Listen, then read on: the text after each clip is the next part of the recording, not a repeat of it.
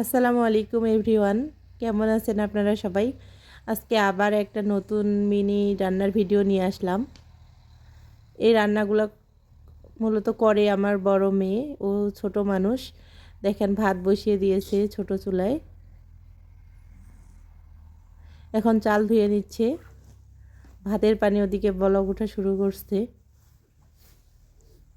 চাল ধোয়া হয়ে গেছে, এখন পাতিলে দিয়ে দিচ্ছে। আজকে ও আপনাদের দেখাবে বাবুরি শাক ভাজি করে, বাবুরি শাক আলু দিয়ে এবং ডিম ভাজি আর সাদা ভাত। আসলে খাবারটা যতটা সাধারণ মনে হয় কিন্তু খেতে আসলে অনেক মজা। শাক ভাজি আর ডিম ভাজি, যারা ভাজি পছন্দ করেন তাদের অনেক মজা লাগবে। এই রেসিপিটা ট্রাই করবেন। এই শাকগুলো অনেক মজার। উত্তরবঙ্গের মানুষ যারা আছেন তারা অবশ্যই চিনবেন।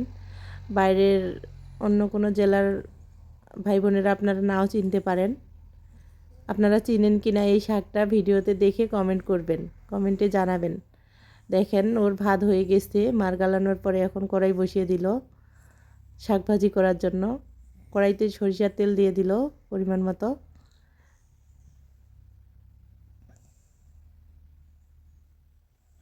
এখন রসুন, মরিচ, পেঁয়াজ দিয়ে হালকা ভেজে নিচ্ছে এবং শাকটা তুলে দিল।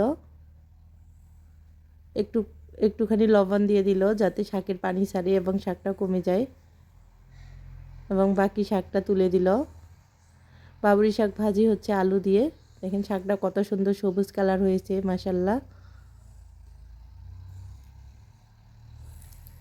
শাক প্রায় অলরেডি হয়ে গেছে, এখন নামিয়ে ফেলবে। দেখেন জান্নাত নামিয়ে ফেলতেছে শাকটা, অনেক সুন্দর কালার হয়েছে।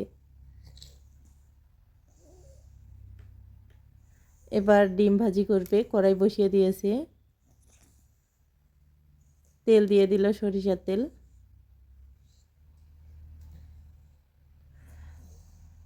তেল গরম হয়ে আসলে ডিমটা দিয়ে দিবে।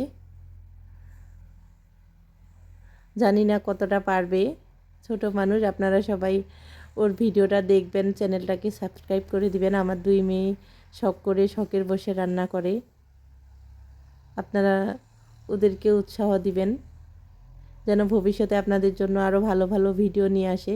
ডিমটা যাক মোটামুটি যা হয়েছে, কড়াই থেকে উঠে না, যতটা পারছে চেষ্টা করছে। আপনারা সবাই সাথে থাকবেন।